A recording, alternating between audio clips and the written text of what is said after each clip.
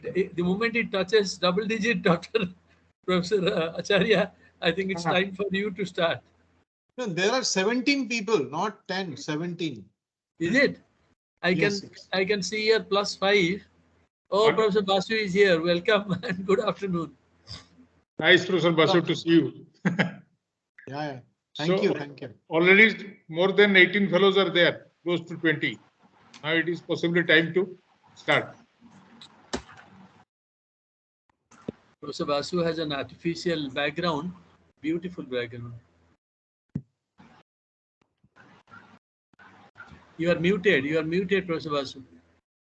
This is my institute, so projecting it. I know. That is how it should be. This is Dr. Tripathi. Namaskar. नमस्कार Namaskar. ଆପଣ ସାହେବ ବହୁତ ଦିନ ପରେ ଦେଖା ହଉଛି बहुत दिन ପରେ. Those of you who do not know, Mr. Tripathi was the Director General of CPRI in Bangalore, Central Power Research Institute. ଭଲ ଅଛି sir. Damodar Acharya, Dr. Acharya was 1 year junior to Dr. Tripathi, or same batch? No. Acharya was 1 year junior to me in the college, same alumni. Correct. I am only 70 batch. Yes, I am 69. He is 69. Yes. Electrical. Professor Basu is chemical, electrical, mechanical, metallurgy.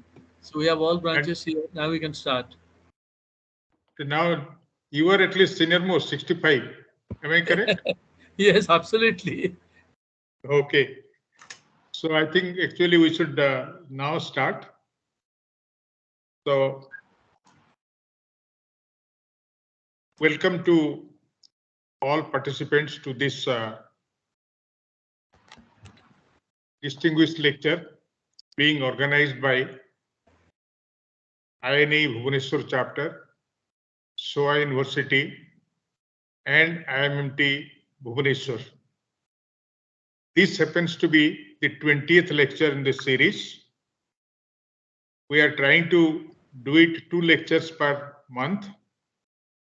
Last month actually we could not do, only one we could have it because of maybe Diwali and all other puja festival activities. This month definitely we will try to make it up. And the first one that we are having is today. And this lecture, its format actually will be like this.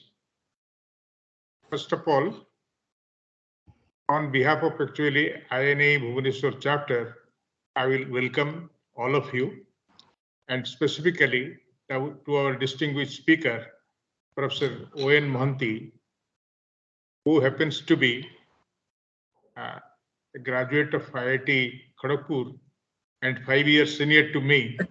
So I have seen him as a student there, as one of the faculty, and also to the others. Now, as per our normal format, I will request our Honorable Vice Chancellor, Professor Ashok Mahapatra, to say a couple of words regarding our university. It will be followed by a brief speech by Professor Sudhasotto Basu. We have been missing him for last so many lectures. We are very happy that he is here today. Now, after that, the distinguished speakers will be introduced, and then he will be invited to give his lecture. It will be followed by question and answer. Now, with these few words, may I request Professor Ashok Mahapatra to speak a few words about the university. Good evening, Professor Mohanty, Professor Basu, Professor Acharya, Dr. Renu, and all the participants. And I think it's an interesting thing that we are having very eminent people to speak about various topics. And it's a very good step started by Dr. Acharya. So university vision was to have quality education socially concerned issues, and high-class research. Over a period of 24 years or 25 years, today we have done some work so that we can claim that university ranks 16 in the country, our medical science ranks 18, engineering ranks 25, dental ranking of 10. Overall university ranking in all the institutional ranking is 32. So if you look at the university starting a very humble start in 1996, today we have more than 15,000 students, 1,400 faculty, 1:10 to 10 faculty student ratio. And more importantly, we have also started a lot of work in medical science. And during pandemic, we are doing vaccine trial.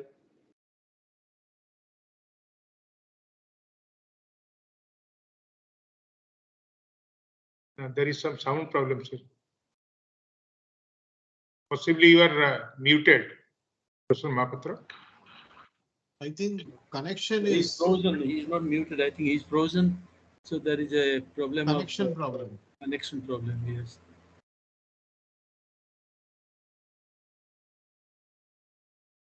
Oh, this connection problem is there.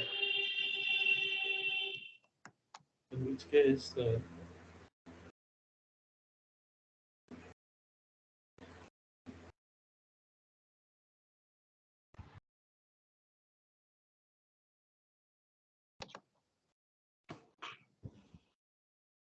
अच्छा ये जिससे भी जोड़े में somebody should contact him over telephone and find out. Telephone contact करो. I think he is having some sort of technical yes, he's coming back. issue is concerned.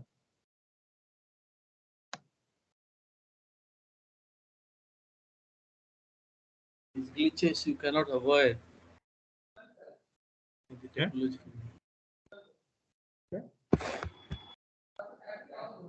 अच्छा अच्छा. So he is trying to join from some other place. 1 minute.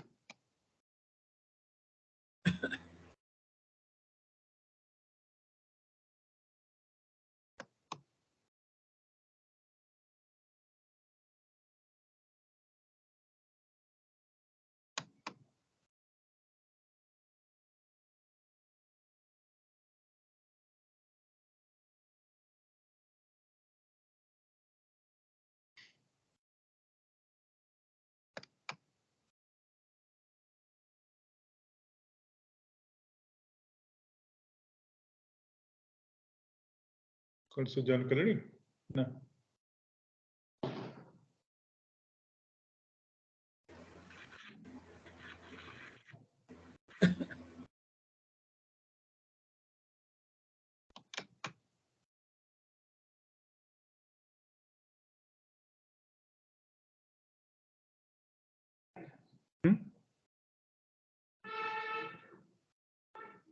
So possibly he is having some sort of difficulty to join. So what I will do is I request Professor Basu to go ahead, and once it is over, by the time if he joins again, I will request him to come. Continue with this thing. Yeah. Professor Basu, please. I think I'm good sorry, evening. it was a sudden network failure here. I don't Oh, know why. he's joined. Oh, Anyway, He's back. I He's was oh, back. talking very during good. Please go ahead. No, I was only telling that time when the COVID, everybody was relaxing. Our university had a lot of work because it's the only place which was working in Bhubaneswar, and we had 2,500 COVID patients in 5 places, and we treated more than 50,000 COVID patients. We are also part of the COVID vaccine trial. So overall, if you look at the performance of the university last 25 years, it had done well, and last NAC rating, it was good. We got 3.88 out of 4 and university ranking about 16. So I think it's all credit goes to our president and all the dedicated faculty, HODs, advisor like Dr. Acharya. So I thank all of them for getting this institute this level today. So I think I'll stop here because everybody know enough about our university. there's no point of talking more about the university. I think we'll hear our guest speaker more than that of our talking. Thank you very much. Thank you, Professor Mahapatra. Professor Basu, may I now request you to speak a few words?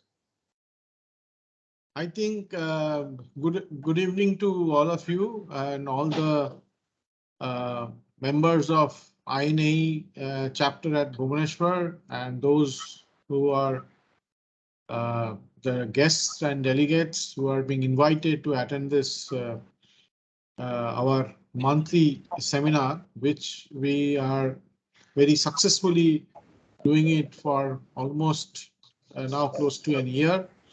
And I think Professor Damodar Acharya took this initiative and it's quite successfully going on. And I hope that soon we'll meet physically now that the things are become very conducive for a physical meeting. I am from CSIR Institute of Minerals and Materials Technology. And I think it's all well known that we are in the area of mineral processing, mineral beneficiation, and also including all kind of minerals, including coal as well. I mean, metal, non-metal, ferrous, non-ferrous, all kind of minerals that we work on, low grade, lean grade minerals that we work on. And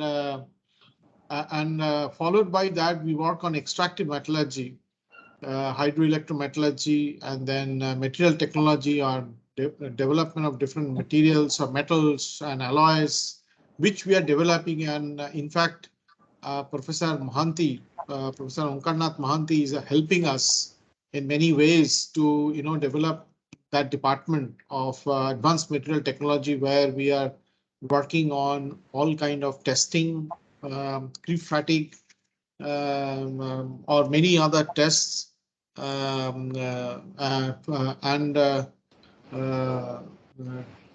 then the development of alloys or coating, thermal barrier coating, corrosion barrier coating, and things like that. We have a material chemistry division where people work on chemistry or material development or functional material development of energy application primarily, and many other areas like optoelectronics, sensing. We have an environmental and sustainability division, rightly so, with the mining activities and mineral processing metallurgy. We required that department, and we are extensively working in the area of solid or solid waste, liquid or water treatment, or the slimes that we generate in the mining processing or mining areas, or mineral processing, or mineral beneficiation, and also the air or air pollution. So we do the mitigation, estimation, and we give a new technology towards climate change, to how to stop the climate change, and many other areas we are working. I'm not going to talk about that. And we have today really an important talk by Professor Omkar Mohanty, which is on Konarak Temple and its iron beams, an epitome of aesthetics and engineering feat.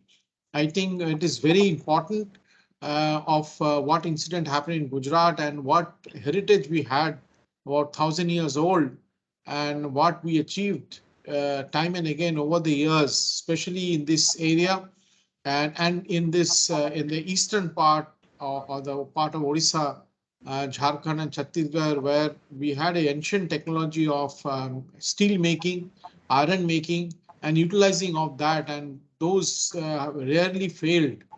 And same way, Professor Mohanty is also expert in failure analysis, stress or creep fatigue or residual stress analysis. I think he's the expert, and he's been helping us a lot. And he can, of course, give today's talk, but he can also give us that how these tests are important to maintaining the old structure and certify them for the future use. With this, I thank Professor Acharya for inviting Professor Mohanty for this today's talk. And I also thank Professor Mohanty to kindly agreeing for today's talk, and we are eagerly all waiting to listen to him. Thank you. Okay, then thank you, Professor Basu. Now I have actually a pleasant duty of introducing Professor Mohanty.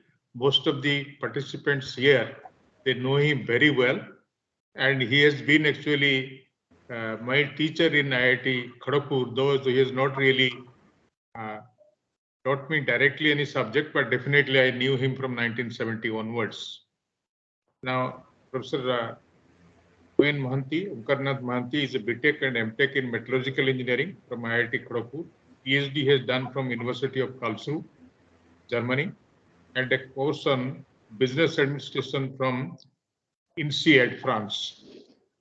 He served as a professor in IIT Kharagpur, director level scientist at CSR National Meteorological Lab, Jamshedpur, director research and development Tata Steel, Tata Research Professor at IIT Kharagpur, Vice Chancellor of Biju Patnaik University of Technology, before taking up the current position in 210 as adjunct professor in 210. His current position is actually his director, technology and academic institution initiative of RSB Metal Tech, RSB Group in Pune. Now, he was also adjunct professor in IIT Bhubaneswar and honorary scientist of CSIR Institute of Minerals and Materials Technology, IMMT, which actually Professor Basu just told. He was a consultant also to United Nations Industrial Development Organization, UNIDO, at Harare and Vienna, the chairman of UK-India Committee on Material Science and Indian side coordinator of the Indo-US project on special steels, and a member of International Consortium on Ultra High Speed Autobody and USLAB ABC program of the International Iron and Steel Institute. He served as the chairman of Accreditation and Evaluation Committee of ASC of the Engineering Technology Group of National Board of Accreditation, Government of India, and a member of Board of Governors of IIT Kharagpur and IIT Bhubaneswar. He has, to his credit, supervised 13 PhDs and 15 MTech students, and he has published more than 130 original research papers, apart from several international book chapters. He holds also 17 patents. He is Fellow of National Academy of Sciences India and National Metallurgist Award winner of the Ministry of Steel, Government of India. Tata Steel was endowed with the best industrial R&D in India under his stewardship for developing high-strength auto steel by DSIR. Materials Research Society of India award he has got. Visheshwara Samman he has got. So, Lifetime Achievement Award from the Minerals Engineers India, that also he has got. So here we have a distinguished academician, an able administrator, and also a person who is very intimately connected with the industry, the current industries, also with a lot of interest in the old structures of which you will be speaking to us. With this couple of words, may I now request Professor Mohanty sir to deliver your talk. Thank you. Thank you very much, Professor Acharya. First of all, I wish to record my appreciation and indebtedness to the Indian National Academy of Engineers, the Bhubaneswar chapter, and I do understand that a number of members of INAE in other stations also are attending this. So welcome to everybody. And I know INAE is the most prestigious body as far as the engineers of India are concerned. So I feel elated that I have been accommodated, or my talk has been accommodated here. I'm also grateful to the IMMT and SOA, the two organizations with whom I have been very intimately connected Professor Basu has already mentioned about my connections with IMMT. One very interesting thing which we are doing together with IMMT is the brass and bell metal revival of the technology, which was there for many years, but it has fallen into bad times. We call it RHMO, the revitalization of the heritage metal metal structures of India, of Odisha. And so that's one interesting point. Many other areas of IMMT have been associated with. With SOA University, I had signed an MOU. We are doing some simulation modeling work in the area of forging. So the two organizations in Bhubaneswar with whom I'm very close, both of them are represented here. So I feel very happy. As far as today's talk is concerned, I'm going to speak about the Konarak Sun Temple and its iron beams. Is it visible, please? Somebody should say yes. Yes, it is visible. Thank you. No, sir, you have not shared the. You not share the. Yes, now he's sharing. Okay. No. I have already shared. No, now it is fine. Now it is fine. It is not full screen, I think. It is full screen. We are able to see full screen. I've done full screen. I've done full screen. Okay, sir. Okay. So the Konarak Sun Temple and its iron beams, as I said, actually epitome of aesthetics, engineering feat, etc. And that's the topic for today. And now it is, I think, 20 minutes past 5. And I intend to take you through this program in about 40 to 45 minutes. And I will have to rush through a part of this program. The overview of the presentation which I intend to do is this. I don't intend to read all that, but basically, unless you go to the background of India's institutions of learning as a heritage learning process and the heritage in science, technology, etc., I would like to touch upon that before I come to the Konarak temple per se and iron beams. One of the points I wanted to mention here, I go back to that slide. The last point I'm mentioning is the current study on Konarka and concluding observations.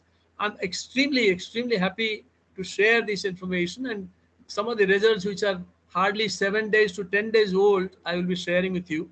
This is for the first time after waiting for 10 years. I'm getting my hands on the Konarak iron beams, and for that I'm so grateful also to IIT Bhubaneswar, Professor Pati is here, and to my older organization or earlier organization, CSR, National Metallurgical Laboratory, Jamshedpur. I'll come back to that.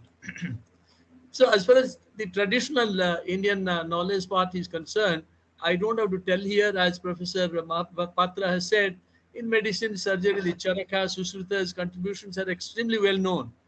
In the mathematics and astronomy, India's contributions, again, the concept of zero or decimal, whether you talk of Brahmagupta, Aryabhatta, and so on, they are known. What's not so well known is the name Samanta Chandrasekhar. I'll talk a bit about him because we are now in Odisha, and I am speaking about the Odishan tradition in the temple traditions. He was a naked eye astronomer, and which is why I think we should all take pride in that. I will tell you why. On the teaching methods, when we talk of the great universities, and when Professor Amartya Sen talked about Nalanda, it's great actually when he took over, and the Nalanda University has been revived to a large extent. But seldom it is known that at least 500 years to 400 years older than Nalanda was the Pushpagiri University, hardly 85 kilometers from Bhubaneswar. And I'm glad that one of the hostels, I think in IIT Bhubaneswar, has been named after the great tradition. This is a Buddhist monastery university. So we had a great Gurukul tradition. A word about Samanta Chandrasekhar, known as Pathani Samant, existed in 1835 to 1904. We all know that Siddhanta Darpana is the Siddhantic way. The Siddhantic way was not exclusive to Odisha. In southern part of India also we had the Siddhantic treatises. But his Siddhanta Darpana is exclusively his writing, 2500 slokas. Subsequently, after 5 years, he added one more. So today it has 2501 slokas in Sanskrit. I'm glad to share that we have an institute here on Chandrasekhar. and there are a couple of people who are specializing on that. This work was highly acclaimed by the Western press in 1899 after it was brought to the notice of the Royal Society of London. For that, we have to be grateful to Professor Jogesh Chandra Rai, who was then teaching physics and biology in Ravenshaw College. And he writes in Bengali and in English his experience of having met and how he was absolutely astounded to see this gentleman with a pigtail in a village and who could actually talk of calculations on Venus. So Patani Samantaj's observations were completely non-telescopic and made with handmade instrument of bamboos, and the accuracy achieved seemed extraordinary. In theoretical calculations and the transit of Venus, Samanta Chandrasekhar's achievements, when they were communicated to the Royal School of the Royal Society, they couldn't believe.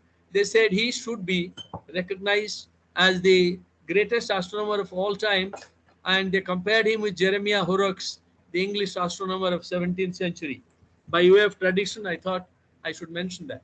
India's forays into the non-ferrous metals. Professor Basu talked about the non-ferrous part, copper, brass, bronze. I talked about the brass and bronze traditions of Orissa. And of course, these are beautiful Chola bronze images of Nataraja in Tamil Nadu. They were not even polishing it. They will do the casting and immediately it will come out polished. Today, a part of that polishing technology has been lost. We have in South India, of course, the mirrors, the bronze mirrors, which is world famous. In zinc metal, this is very interesting. In zinc metals, India was second to none. And I must bring this to your notice. Why do I speak about the zinc metals? Zinc is a very interesting metal where the melting point and the vaporization temperatures are apart by about 15 to 20 degrees, very close to each other. The moment you start making the liquid metal, it will evaporate. So the world did not know how to collect the metal until the Jawar mines or the Indians in Rajasthan started working on that. And one of the persons who worked for 30 years is British Museum's Dr. Paul Craddock. And what did they do? How did they get over and overcome this problem? Very simple. Today, if you think of that, it's very simple. All they did was took the crucibles, turned it upside down, and cooled it. The lower part was cooled actually. So whenever the liquid metal, the upper part was heated, the metal became liquid and it will get immediately evaporated.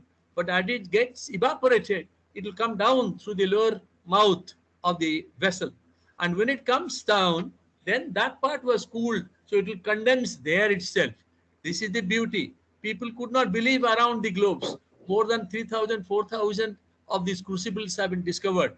So in 2019, you'll find Maharana Arvind Singh Mewar, they have a tremendous tradition. They recognize the scientist Colonel James Studd. And who do you see there? Dr. Kasturi Rangan also. He was there on that function. So Maharana of Mewar, Arvind Singh, his son, Laksharaj, Dr. Paul Craddock of British Museum, and Kasturi Rangan. Why is that important for us? It is important for us because the Mewar, who has instituted the charitable foundation, there are a number of awards which he has instituted, to be precise, 13 of them. And Paul Craddock has been working on the Indian metallurgical traditions, and he has been awarded the James Studd Award, another great person who worked on the Indian traditions. And Craddock worked for 40 on Jawar mines, which is only about 40 kilometers from Udaipur. Now, the previous recipients of this award, one should know that, included our journalist star Mark Tully and the author Nobel laureate V.S. Naipaul. Now, what does Craddock say? Craddock says, I think there is some noise. Am I audible to everybody? Oh, sure. Okay. So Craddock says a very interesting thing he mentions. He said Jawar is the beginning of the industrial revolution in the world, whereas the European scholars say the industrial revolution happened only in Europe. So it couldn't have happened in India. But the industrial revolution began way back in countries all over the world, and slowly the international trade, etc., etc. Anyway, why did Craddock say that? He says, my colleagues in Sheffield, he belongs to Sheffield.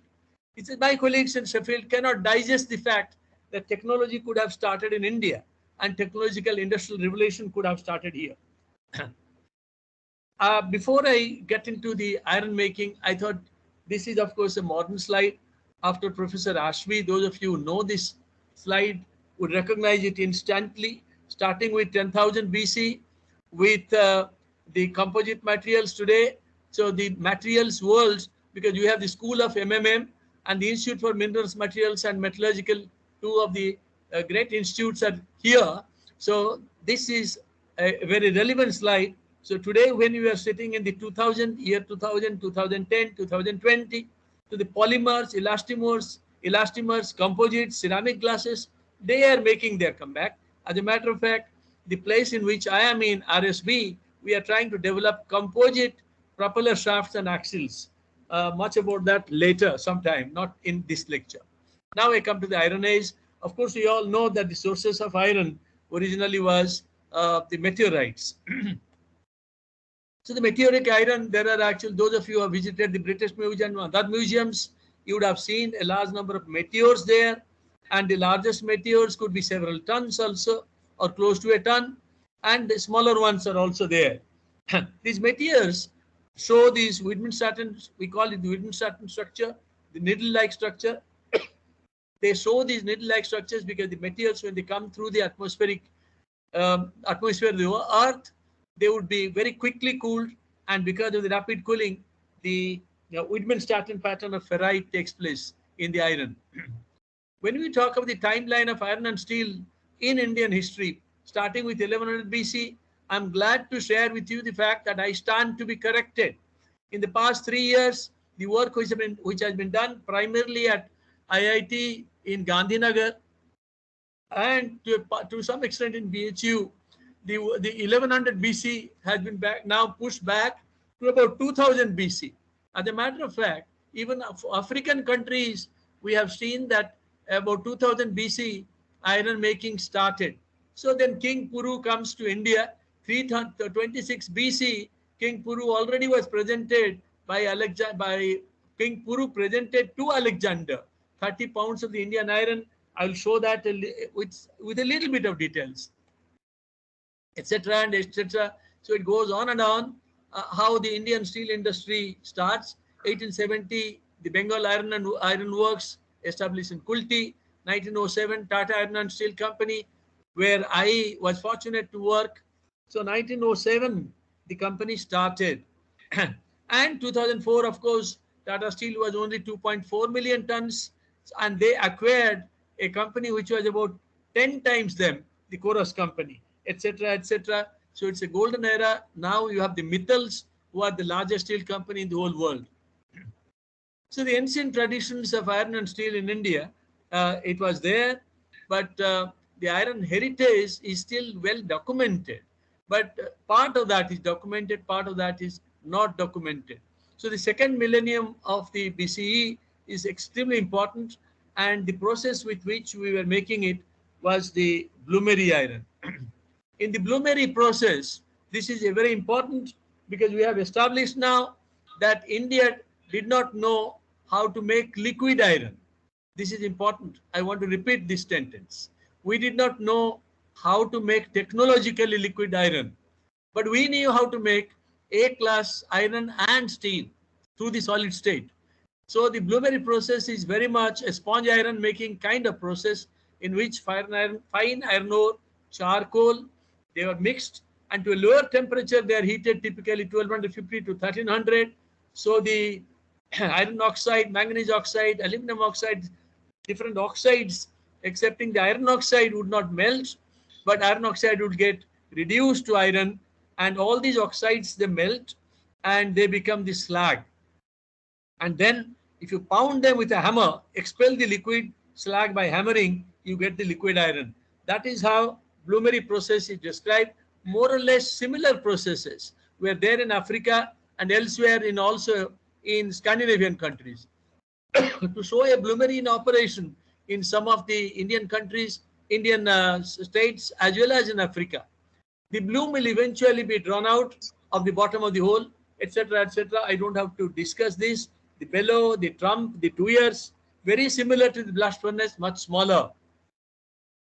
Then the iron bloom, which is just removed from the furnace, and when it is hit with the hammer, then pieces of slag, they come out, and they are the nuggets of slag. So every ancient iron making process, I have seen two of them, one of them quite recently near Ghatsila, which is hardly 40 kilometers before Jamshedpur.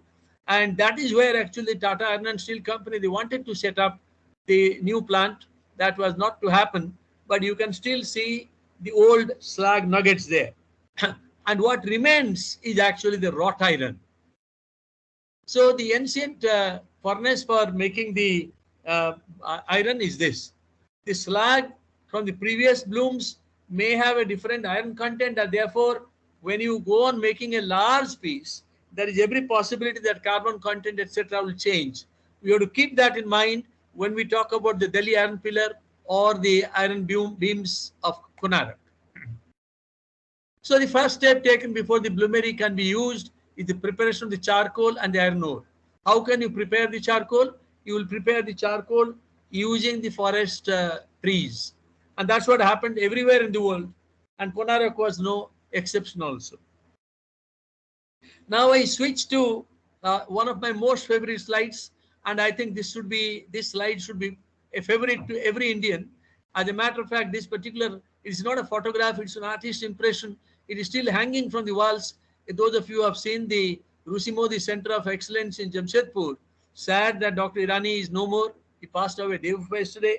We were together in Jamshedpur for many years. He also used to talk about this particular photograph of the painting quite a lot. And I am extremely fond because what you see on your left is with the headgear Alexander the Great. On the right is Puru of the Punjab, who lost the battle.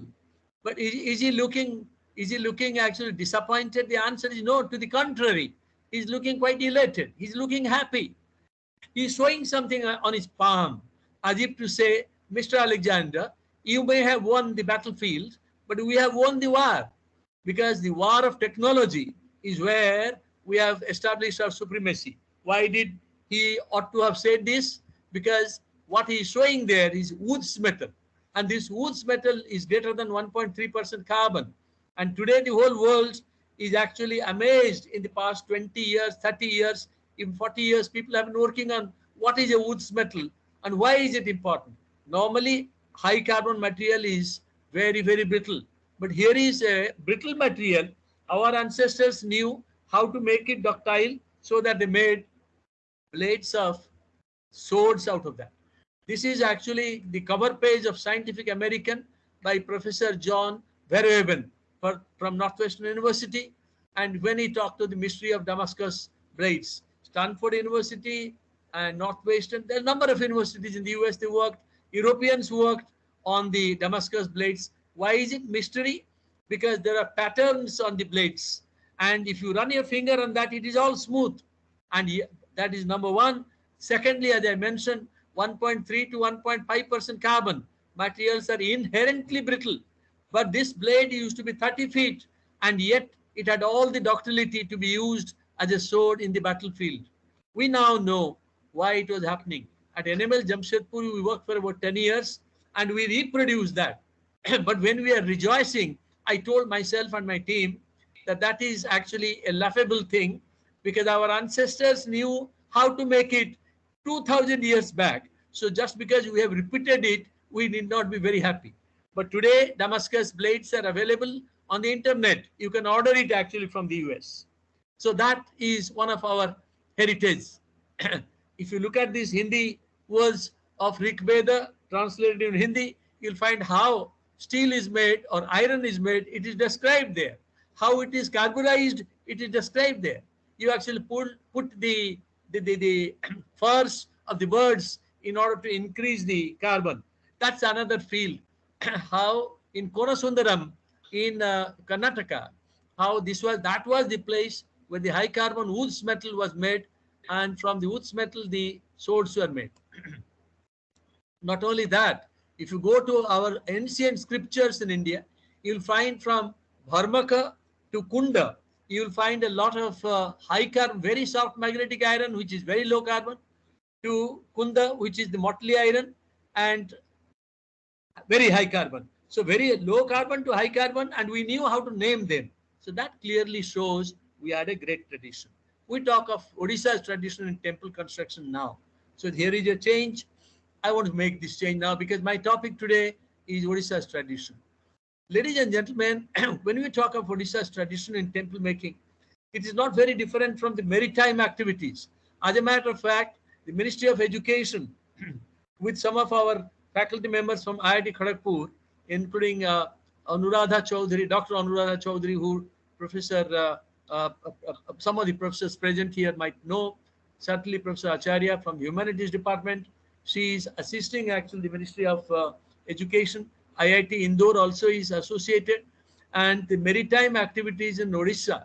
In 3 days' time, Bali Jatra in Cuttack would start, and a big seminar is being organized in Cuttack, as well as in SOA University. Professor Mahapatra would know. In SOA University itself, on the 7th evening, they would have the first session, 8th and 9th in Cuttack, on Odisha's maritime activities. Scholars are going to speak. Maritime activities, Buddhist traditions, temple making, iron making, these are all extremely well connected, intimately connected, which is why I wanted to mention this. Odisha's 400 kilometers of the coastal line gives Odisha a great tradition. You will see in Konarak, we will see reflections of these traditions, maritime activity traditions also. Now a word about the Kalinga temple style. It's extremely important for us to understand the temple of Konarak, Puri and so on, which is why I thought this slide should help us. The first one, which is in blue, Khakhara Deula, take that out for the time being. Let us concentrate on the two yellow structures and then the pink structure. The two yellow structures are called the Pida Deula or the stepped temples. And the stepped temples are actually pyramidal. So they become the square or rectangular up to a certain height, which is called the corbel height, and thereafter the pyramids will come. And these yellow, essentially, these Pida Devlas are devlas or structures which will not, I repeat, they will not accommodate the deity, the presiding deity. The presiding deity is always housed in the Rekha Devla, which is at the end and shown here as pink. The pink one or the Rekha Devla is the one which is a curvilinear one.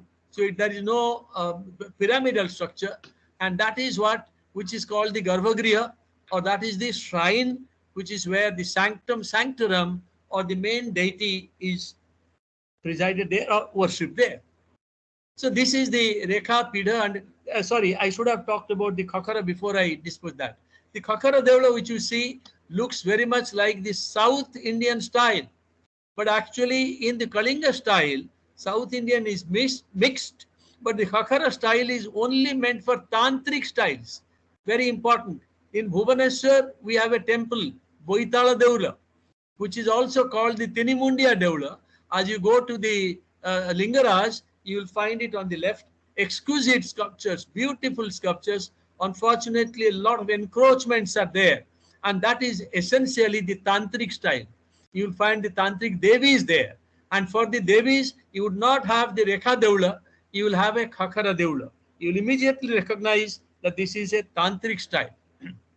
So the Rekha, Pidha and Khakhara, these are all they characterize. Look at Jagannath temple.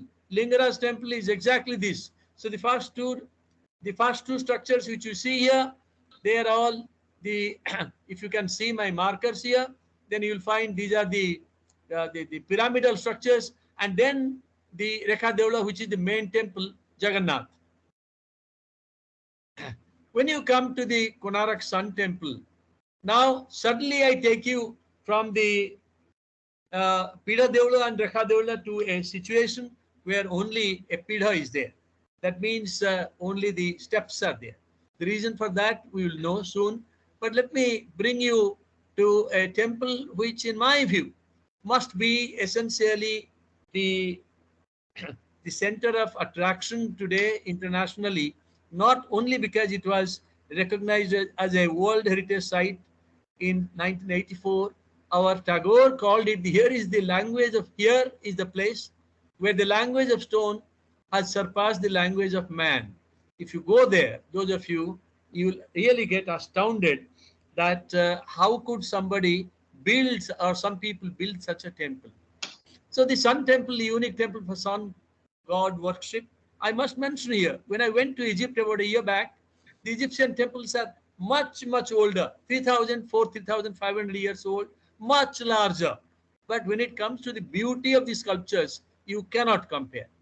The beauty of the sculptures, individual statues, you cannot compare with Konark, but they are much older. And they also have the sun god worship in Egypt. But this one is known to have been built in 1250 during the Eastern Ganga king's time, that is Narasimha. So according to the copper plates, Narasimha built this temple to fulfill the vow of his predecessor, Anangabhima, etc., etc. Part of history, but must be known. So the history and legend is quite important. The presiding deity of the sun temple comes because this is where Krishna's son Samba is said to have been cured of his the curse of leprosy by standing on one leg and worshipping the sun god. And that is why the sun temple was built there. That is what the legends say. But this is the temple. Apart from the legend, I will come to the actual facts. The fact of the case is, we have here the portion which you see here as white, that's a Shikhara part, or the Rekha Devula part, which is supposedly about close to 230 feet, 70 meters tall. It is all gone. It has collapsed. What remains today is about 128 feet, is the color which is Jagamohana, which is the facade and which is actually the meeting place, or that is where the bhaktas or devotees used to assemble to have a glimpse of the deity. Incidentally, the back portion, the white portion, doesn't exist anymore. The sanctum sanctorum, the pedestal was there, and we went to the pedestal, as a matter of fact, last month, and I'm sure Dr. Pal, who is present here, the engineer-in-chief of RISA, he must have been 100 times there because he's working on the integrity. So there is a huge pedestal there, and the sun god which was being worshipped there, we are told, that is now available, or that deity is available in the National Museum in Delhi today. So I will not talk about that. But the fact is that it broke. Why did it collapse? So one of the earliest eyewitness accounts, when Abul Faisal came here, he is describing the temple in all its grandeur.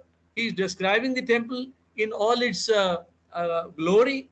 And then, of course, the temple in 17th century is supposed to have collapsed. Presumably, it collapsed. The reason for that has not been unequivocally established.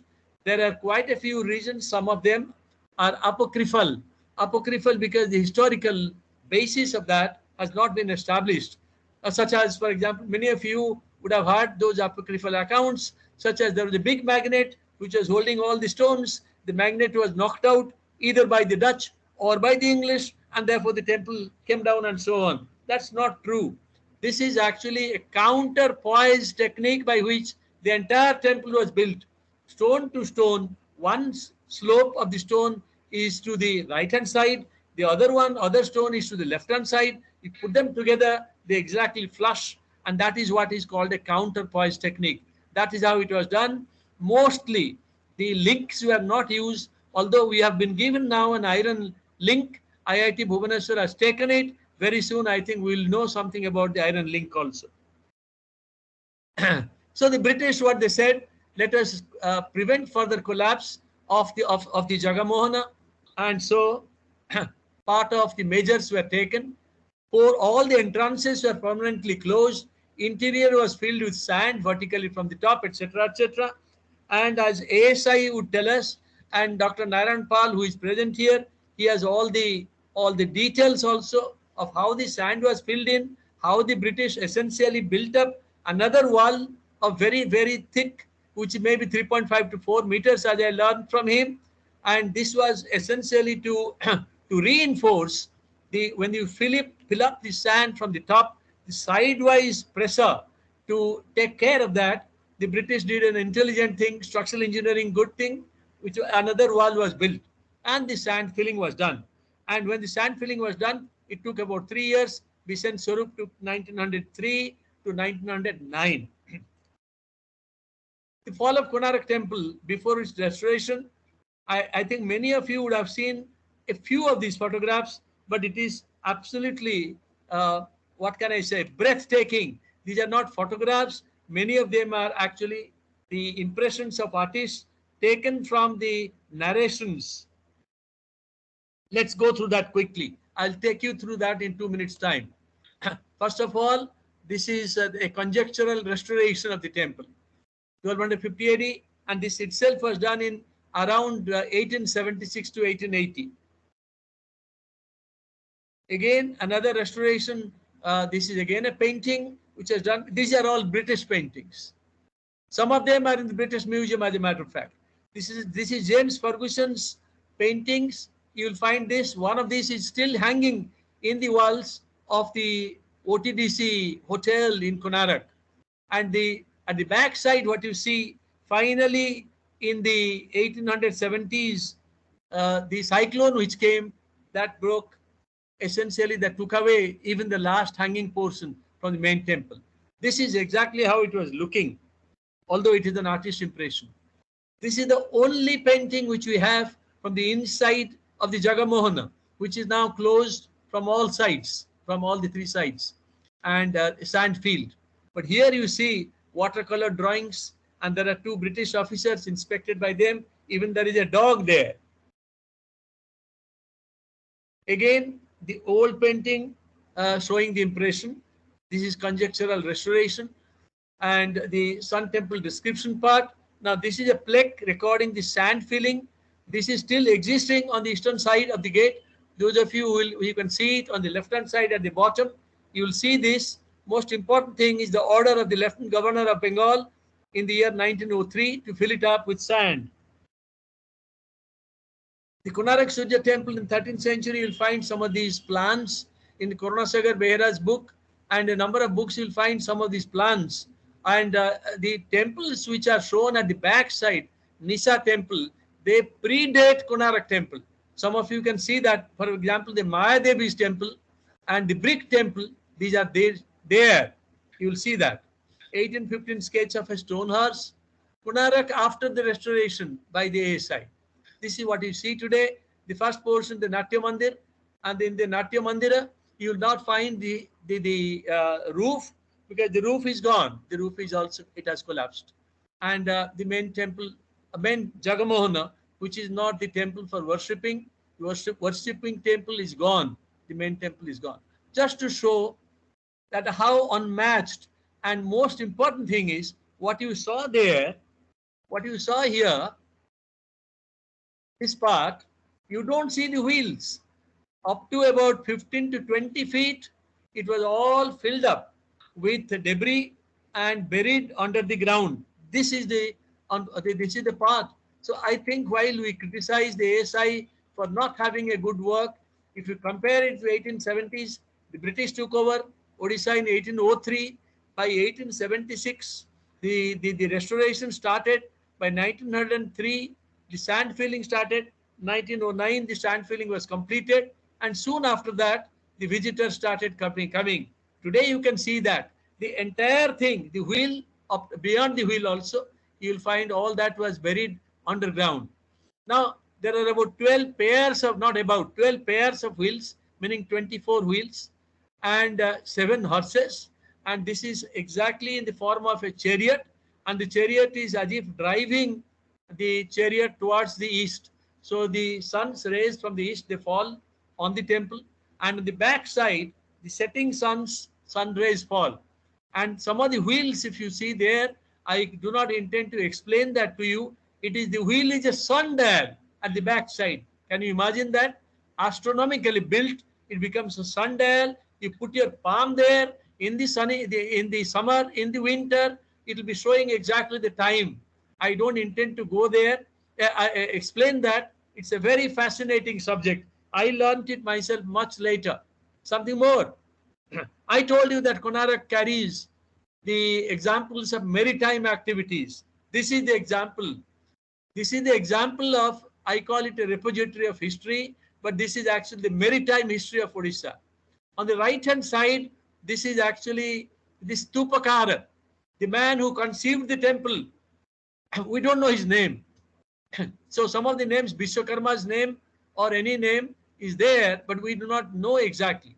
But on the left-hand side, I want to draw your attention to an animal, and this animal is a giraffe. Odisha or India are not the natural habitats of giraffe. How could a giraffe's impression could be carved out? So these are actually the lovely things about Konark. That means there are maritime exchanges between the tradespeople from Odisha and also outsiders, which is what I told Anuradha, Dr. Chaudhary and others, that when you are doing your maritime activities, please do show this particular figure from Konark, that maritime activities are very important. In Konark, the Maritime Museum has been restored now. The sun god has a chariot. I don't have to repeat that. Description of the Grand Temple, I think I will go beyond that quickly. Now I come to the iron beams. These iron beams, as you are entering the main gate, through the main gate, the temple, if you look to your right, then you will find these beams. We counted it this time over 10 days back, 27 full beams almost, one half, about 28 beams are there. These beams look all flat. They look all flat.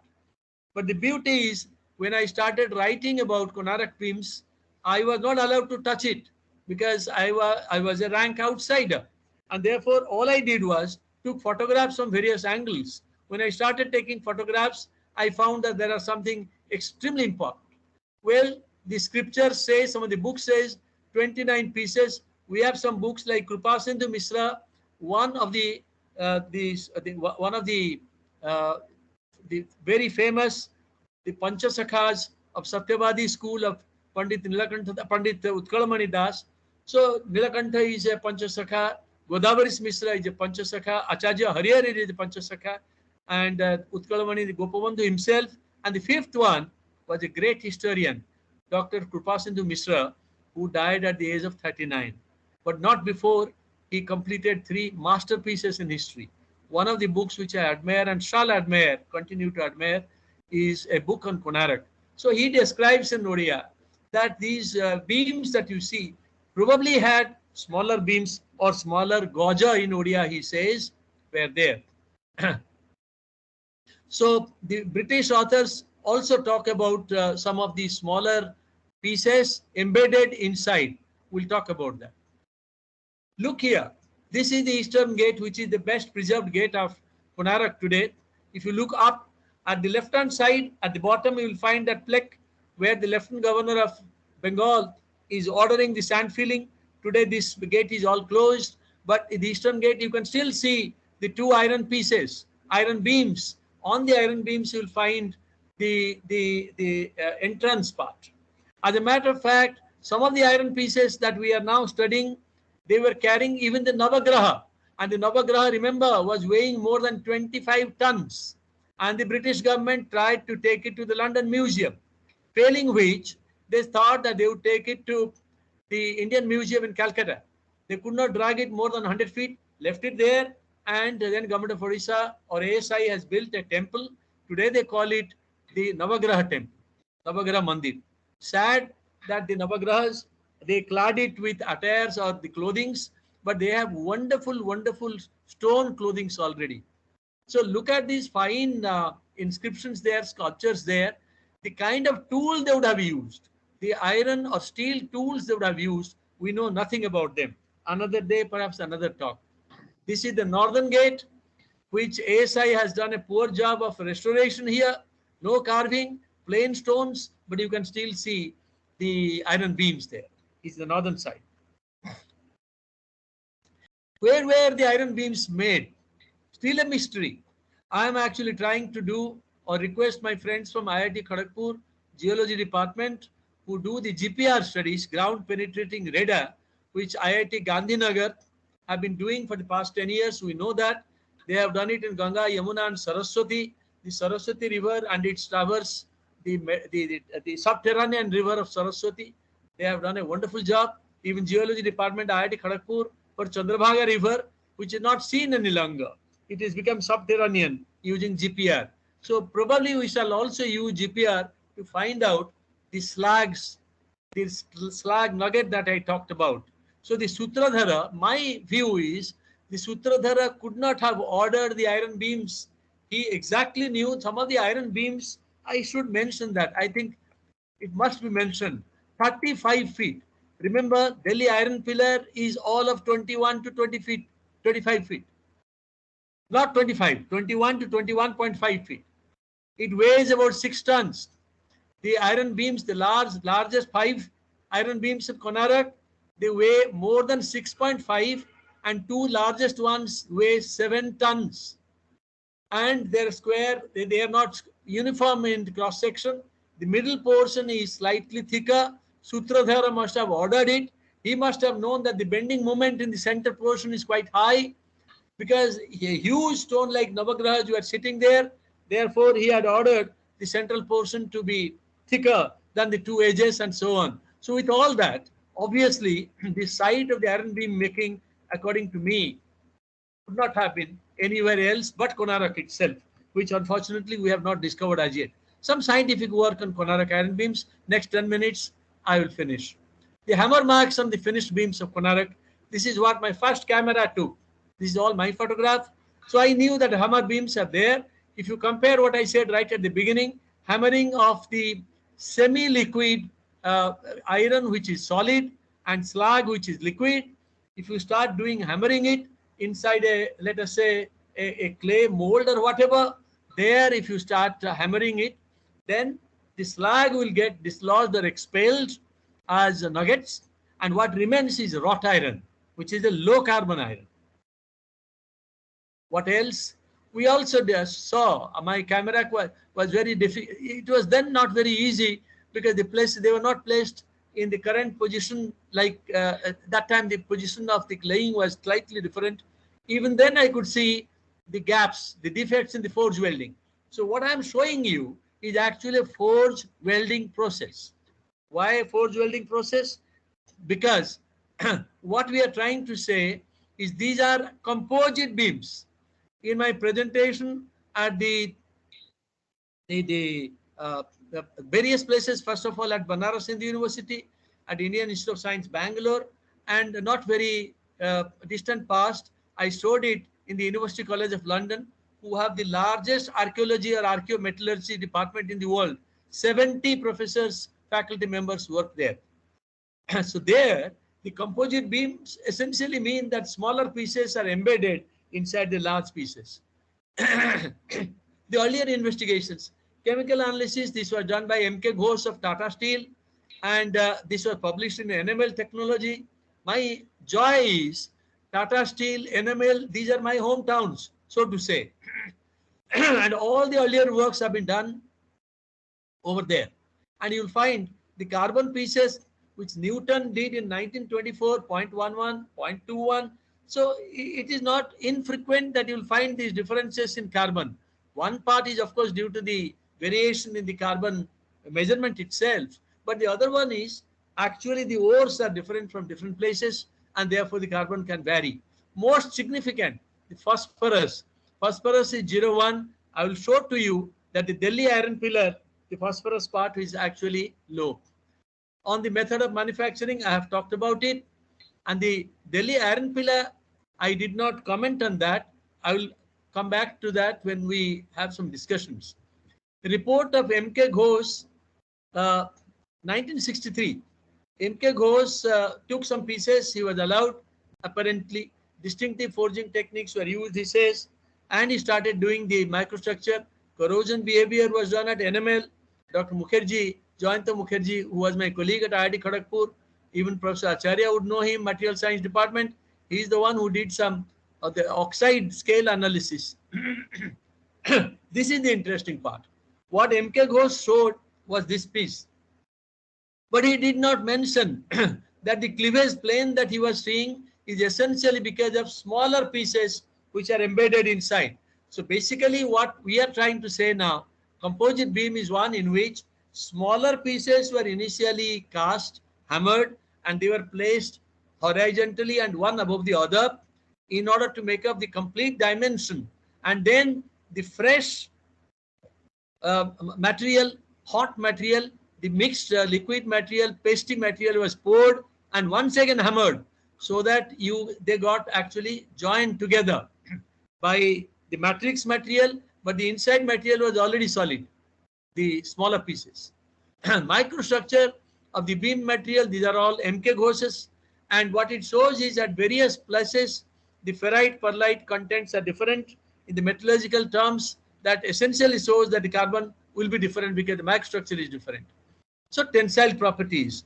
Interestingly, in 1912, Manmohan Ganguly is talking of a sample which was tested at the then Bengal Engineering College, and he says that it was 300 megapascals tensile strength. Very interesting. This time, recently, what we saw, edges of Konarak temple, I told you, the front, the sides, longer sides, they're all flat. But the edges, when I took the photograph on, very clearly I could see that protruding portions like bamboos, they are protruding out. And this is what I call the composite beam. And these bamboo-like structures which are protruding out, they were actually embedded inside. This is why we wanted to say, why were they done? Our ancestors knew that the load carrying capacity and the crack resistance properties of a composite beam is much higher compared to a unified or monolithic beam. And particularly so if you have to forge a 12 inches or 11.5 inch kind of beam which is 30 feet long, you will never escape making defects like I showed. But even the defects notwithstanding, the load carrying capacity of these beams is quite high because of the composite nature, because there are smaller pieces inside. The corrosion part, rusting has taken place because they have been, the seashore is hardly 5 kilometers away and they are lying horizontally now for at least 500 years, 600 years. And they must have accumulated a lot of water compared to the Delhi iron pillar, which is vertical and naturally not collecting a lot of water, excepting the top portion where the crown collects some water and corrosion is somewhat higher there. So the integrity of iron beams, we gave a project to DST, last 2 minutes of my talk, and this project was given last year. DST fortunately approved this project, and CSR, my earlier organization, the CSR National Metallurgical Lab Jamshedpur and the School of MMM at IIT Bhubaneswar, and so Dr. Palit, Dr. Sarmishta Palit and his colleague Abhijit Metiye, and from the School of MMM at IIT Bhubaneswar, this is Dr. Subhankar Pati and Dr. De, Parthasarathi De. So these four actually form the core. CSR lab NML is supposed to be doing the non-destructive characterization part. Electrochemical behavior, corrosion is supposed to be done, is being done at IIT Bhubaneswar. Some microstructural studies also. So 15th, 16th, 17th of October, we did some work, and I want to show that we are quite excited. This is the first platform in India or anywhere. I'm sharing some data, actual data gleaned during our recent work of 10 days.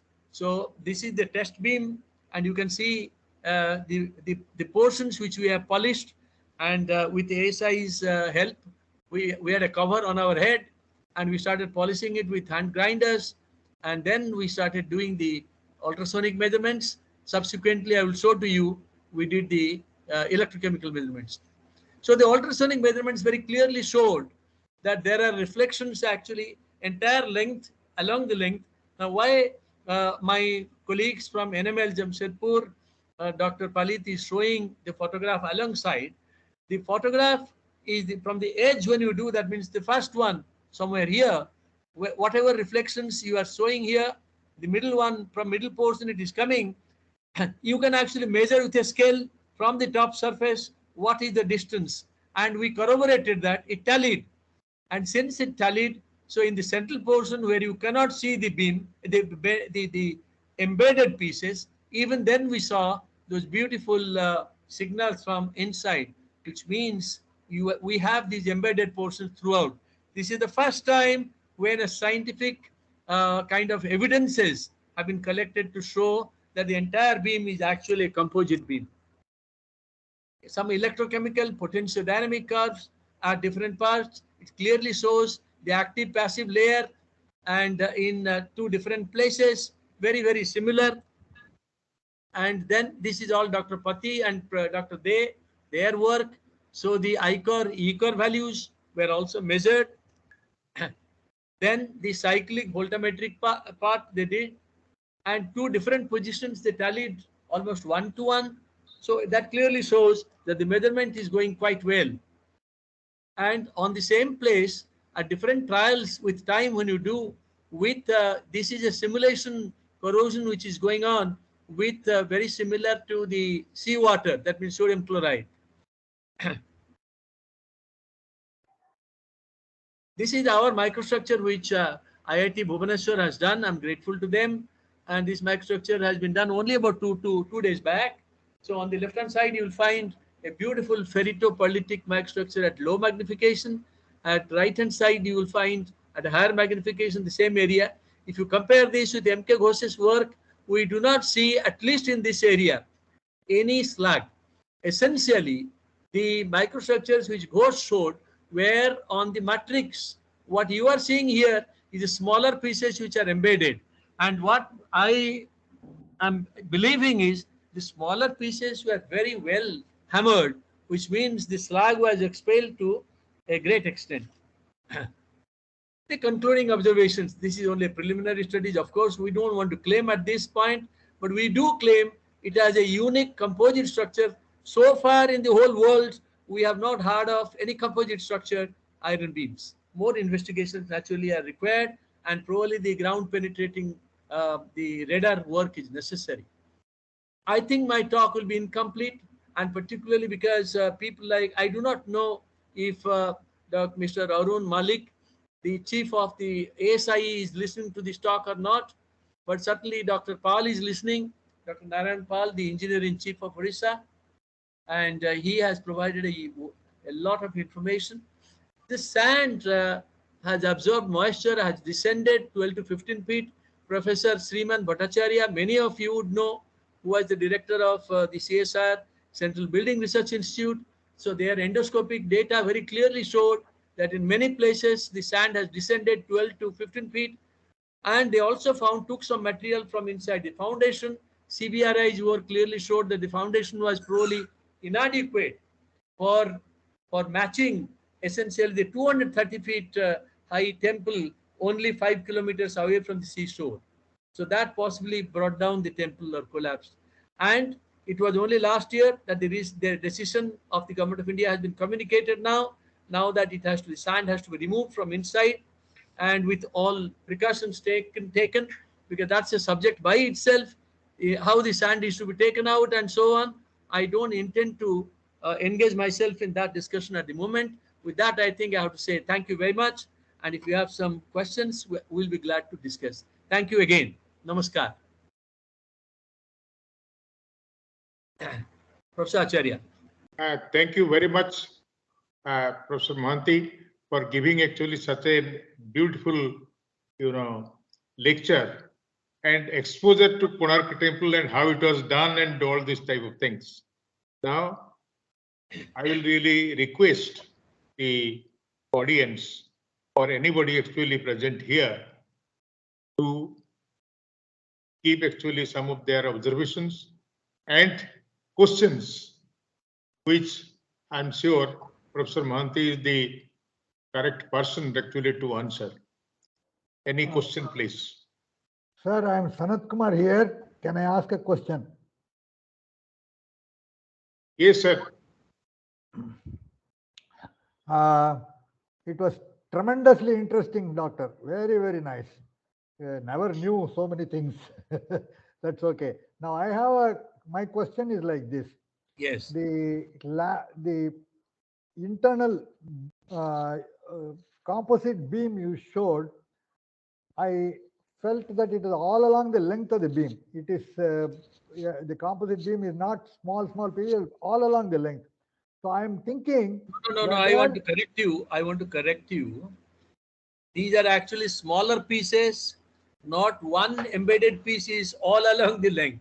They are smaller pieces, longitudinally arranged, vertically arranged, and then the new material has been poured. Yeah, okay. Now I Yeah. wanted to know whether they are intended to operate like a leaf spring. You know, you have leaf spring in a car, for example, Yes. several plates kept one top of the other, so that in the center, the thickness of the beam is higher, where bending moment is higher, and leaf spring gives you the thing. So is it intended to be like that? That was my question. It was absolutely intended, but likening it to a lip spring would be rather unfair engineering wise, because that's because with this iron part, I think the static deflection, if you would like to call it, because with the modulus being of the order of about 200 gigapascals, the deflection, it will not have a lot of reflections, but intended because the crack resistance propagation in any of these composite structures will be quite high. A crack will propagate as soon as it will come upon the interface, it will stop there, and it will take another lot of energy to overcome that. This is the point I'm trying to make. Thank you, sir. Thank you.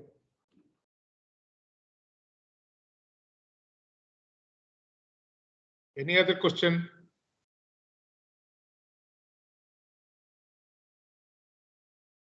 Mr. Mohanty, this is Sriman Bhattacharya here. Oh, What a that's pleasure. What a nice Sir, talk. I have listened to you very carefully. yes. And recently I had been to Gundicha temple as well. And Yeah. as you know, we discussed about it. He is the chairman of a very high-powered committee for the And structural integrity of all temples in Odisha. So it is our pleasure to listen to Professor Bhattacharya. Yes. and my student, the main Paul. person and the big boss, Narayan Pal is here. And so, yeah, actually, it's very interesting, as you have stated about the beam, you have the internal smaller pieces. And recently we found even at Gundicha temple, it's very, Uh-huh. very interesting. The beam have deflected to a large extent, and we were wondering that it has so much of ductility that that much of deflection can happen, and it's very interesting to see the beam which is inserted in the corbel on the column, Yes. Yes. and because that part which is inside is corroded to such an extent that because of the restraint, possibly the central part has deflected, and there Uh-huh. is a clear detachment between the stone beam and the iron beams, and the deflection is large. So this is one point which is quite, but then despite that much of deflection, except at one beam at one place, we could not see much of cracks or anything. In one place it has cracked. But the other observation of yours is very right, that the lamellars, in the horizontal plane, there is a clear demarcation or a division between the layers. That's very clearly observed in certain places. So we believe that the beams which have been done or used at Konark, the similar kinds of beams have been used in this temple as well, though this is much younger. But what baffled us was the kind of cross sections that have been created in these beams. These beam cross sections vary to a large extent over the length. We really could not make out why that has happened.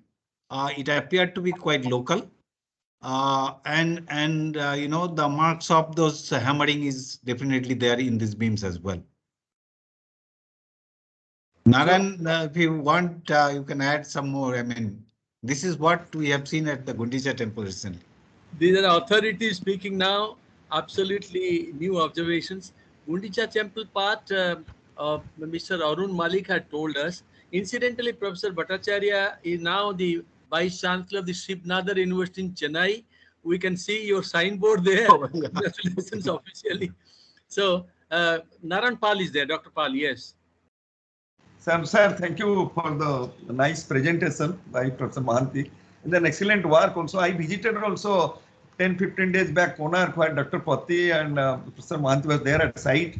They are doing certain NDT test of the beams that have kept in the garden of Konark. They are really doing a thorough research. And in the Gundicha, what Professor Bhattacharya has explained, it is more measurable because Gundicha temple comparatively is a younger temple compared to Lingaraj, Jagannath and Konark. Gundicha, as we understand, it is hardly 300 or 400 old. It's a completely young. So in that younger temple, all them are in regular shape. Maybe they are all initial construction defect. One can very well see their initial construction defect. Nothing in profile. Everywhere there is undulation. Nothing in profile. And the more peculiar thing that there are 4 central stone column in Nathpanda. The stone column are in hard granite stone, full granite and single piece granite, the pillars. But the top capital on which the wrought iron beam are placed, they are very weak sandstones. And that is the reason why at the bearing point of this wrought iron beam, the sandstones have almost dislodged, severe crack and distress. We are now going to change all this distressed sandstone by granite stone in phases, keeping design and support system, and changing all the deformed wrought iron beam with stainless steel beams. That is the typical restoration planning, and we are going ahead in that work. But the point of query that I raised also to Professor Bhattacharya that day also, I still surprised in Puri temple, in Lingaraj temple, in Konark and in Gundicha, and so many temples, so many wrought iron beam has been used. My only question to Professor Mohanty and other eminent metallurgists, where is the mine ores from where they collect these ores or fine materials? Maybe there is a process of melting, heating and all those are available. But nearby, except the sand quarries, like in Tapang, we have sand quarries, stone quarries, but the stones were brought. I still surprised the quantum of mineral or ores or fines that have been used in production of these beams, from where they located and how they excavated or make this material arranged at the site. What is that more? Nothing is documented technically on this aspect. If Professor Mohanty can highlight on this. I wanted to respond. In my publications, when I went into that particular aspect, we found that there are references to the iron ores, which are rather poor, but iron ores mines in Dhenkanal, which is the nearest to this place. There is no other iron ore which is nearer. Now, you bring the ore from there, but the charcoal is all local, because Konark had also had a lot of forests. So charcoal could be made locally. So you have charcoal and the fine mines, and you will forget the iron, like the African process and all other processes. The question is, which was the site of iron making? Obviously, as I mentioned, we strongly believe iron making and beam making must have been done very close to the temple or the site of the temple, because the Sutradhar or the main chief engineer, he would require certain cross sections. They have to build there itself. He cannot build it to 40 kilometers or 20 or 100 kilometers away and bring it. So that's what we believe right now. So GPR is the only way. And Professor Bhattacharya, you got the GPR done, I think, one of the outside parties. But now I think IIT Kharagpur Geology Department have the GPRs. So we have to do. But one of the old pictures showed that there are mounds near the temple in certain sites. Today, therefore, these mounds have to be once again revisited. Today, in Konark, we have done some survey, but we have to do more such surveys. Historians must go there. And Dr. Pati was telling 2 of their faculty members from the Humanities Department from IIT Bhubaneswar, they are extremely keen also to visit that place, go to the villages, involve the villagers. So to discover the site of iron making, beam making, we do not know anything about that today. But the cross section is more uniform, Professor Bhattacharya, in Konark compared to what you are describing. One of the reasons could be the pouring is done, because you put the smaller pieces and then you pour the hot metal, which is a mix of the solid and the liquid. The liquid part is all slag. The solid part is the reduced iron, because that melting point is of the order of 1540. So 1600, unless you achieve, you will not be melting it. And we have this is another clue Professor Acharya may be interested in knowing. Apparently, in the Kalinga technology, they knew how to melt iron, but they did not know how to keep the molten iron in a particular crucible, because we did not have the refractory materials. How did they know to go to 1800, 2000? In some places, they have mentioned the superheat of lead. Lead is one element which melts at 327 degrees centigrade, but the vaporization temperature of that upwards of 1800. So you go on adding heat to liquid lead, you can melt iron. And this has been mentioned in one of the places. I didn't want to mention that, Dr. Pal, because we don't have evidences. Apparently, lead is a very, very interesting element. Just the opposite of zinc. Zinc is just the opposite, as I mentioned. In Jawar, they had to put the crucible down. But here it is just the opposite. Thank you. Sir, one more observation. You might have seen the length of the beam that is kept in the garden of this Konark. Yes. Most of the document said that how the temples were built, maybe by the sand mound and the stone cut to the pieces, to the design pieces taken in rope and pulley, or by elephant. These are the way they handle the stone pieces during the construction. My question is how they handle such long metal molten pieces to make these beams, because these are hot metal, and making those long beams of 30 feet, 40 feet with hot metal, how they handle those things? I'll tell you, I had the same question, but then when I looked at the weavers of Sambalpur, when I looked at the weavers of West Bengal, when I looked at the weavers of, let us say, Balangir, they have a beautiful way of synchronizing their activity. 30, 40 people will work together and they will synchronize by singing words. We had a tradition of singing words. When the particular word will be sung, the hammer piece will go. So therefore, if 30, 40, 50 people are working on a 30 feet long beam, they have all actually remembered that the song. That's the only way that you can synchronize 40, 50 people working together and hammering together. I do not know whether this is true in iron as it is true in textiles, but that is the only thing that comes to my mind. A large number of people synchronizing their activity only by the words of a song. Sounds plausible, yes. In Tamil Nadu, it is done today. You go to Sambalpur and Balangir, you will find the weaver also does the same thing. On a textile, Dr. Pal, the same thing happens. The same pattern has to come in different places. So how is it that the weaver, one weaver cannot do it? 30, 40 weavers are doing. Similar pattern has to come at different places. They must know exactly which particular thread to be taken. So this is the only thing that comes to my mind. Sir, my last observation is that in all these stone temple of Orissa, starting from 7th century, like our Rajarani or Mukteswar Gate, there are also excellent stone masterpieces of miniature temple, which slowly the height of the temple increased from Lingaraj, then to Puri, and the tallest was Konark, which main temple of course collapsed. In all these temples, the wrought iron has been used in two zones. One is they have used wrought iron as dowels or clamps to connect pieces of stone to each other.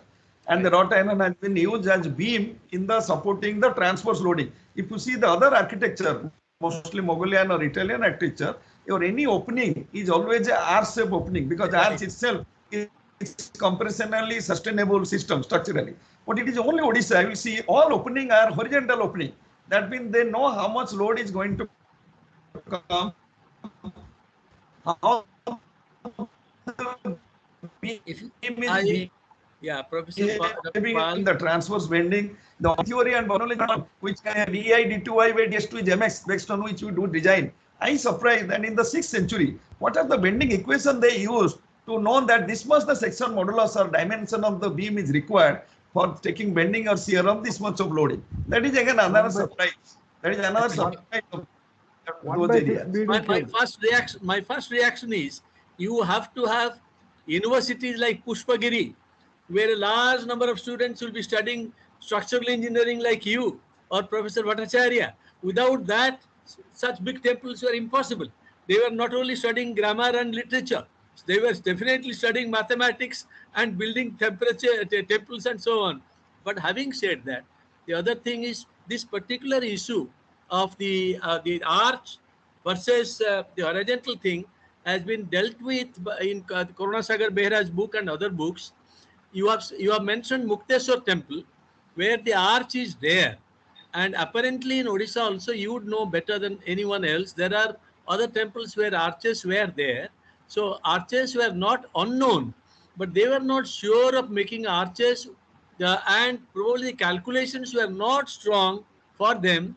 In order that they had confidence in the arch structures, so they had better confidences in these structures. But what Professor Bhattacharya said, I did not know that the composite beam would have a greater deflection. Our first questioner, Dr. Sanat Kumar, that question, although I brushed aside, but I think now it is true that for the composite structures, it is not only crack propagation part, but it is also the static deflection part, which is perhaps higher for a composite beam than in the case of a solid monolithic beam. Very interesting topic and discussions. I mean, really. And there are, I think it can go on and on. I think. On and on. I hope this is being recorded, particularly what Professor Dr. Pal and Professor Bhattacharya said. No, it is, everything is recorded, and with your permission, it will be shared. Yes, yes. Of course, it will be shared. I want that they will share, and whatever results we get from IIT Bhubaneswar, NML, I don't know whether Sarmishta is listening or not. My gratitude to Dr. Sarmishta Palit Sagar, and also to Dr.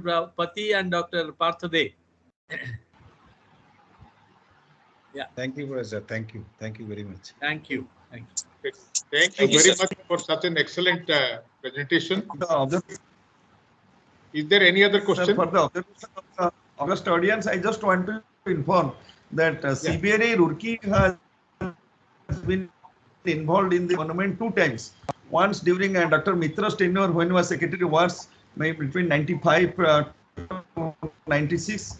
Then when Professor Bhattacharya became Director CBRE Roorkee also in their time. Second time CBRE Roorkee has been involved in investigation of Konark. We did a lot of geotechnical investigation, GPR survey, and during Bhattacharya time we did endoscopy, laser scanning, so many things, so many advanced survey has been done.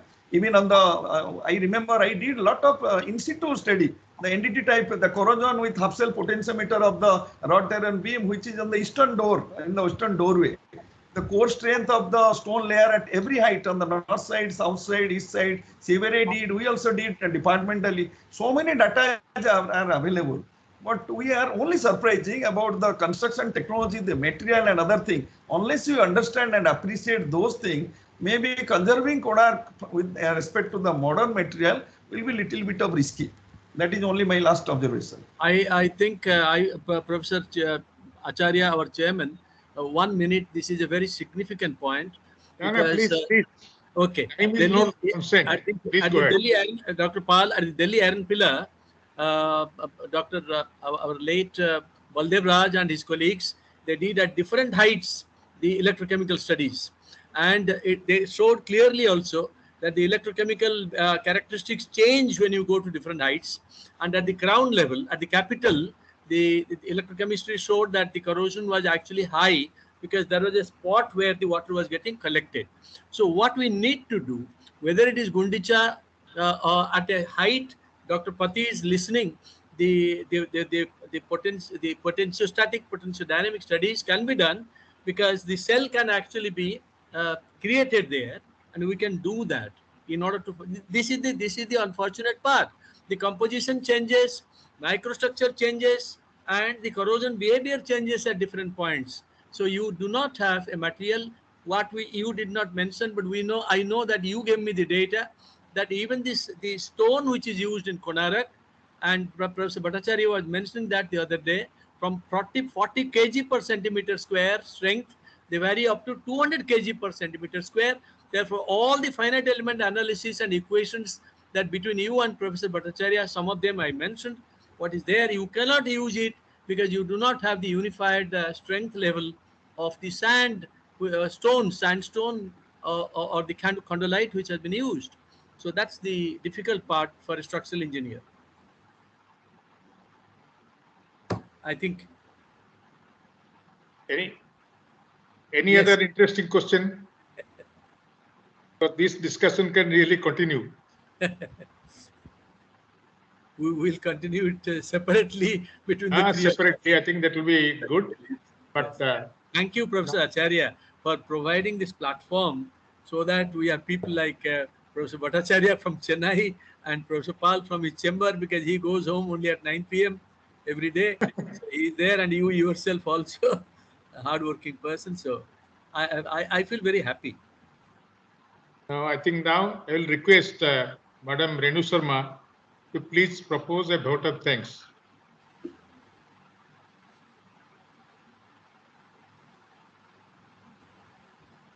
Madam Sharma, are you here?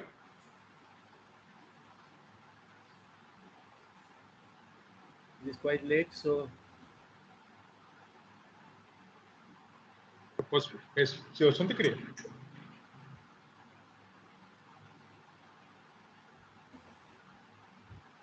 Anyway, in her absence, actually, I will do that job. I really thank Professor O.N. Mohanty,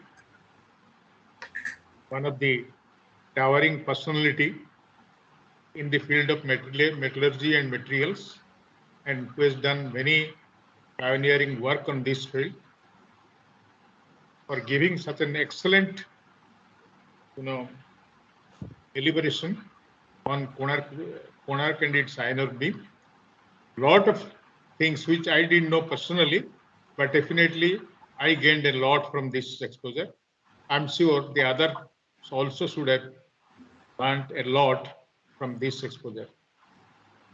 And in the discussions actually that continued, very useful actually contributions came from the Mr. Sanat Kumar, Professor Bhattacharya, and Dr. Pal, who have got the direct access to this type of thing, and also some of the faculty from IIT Bhubaneswar who have been really associated with this.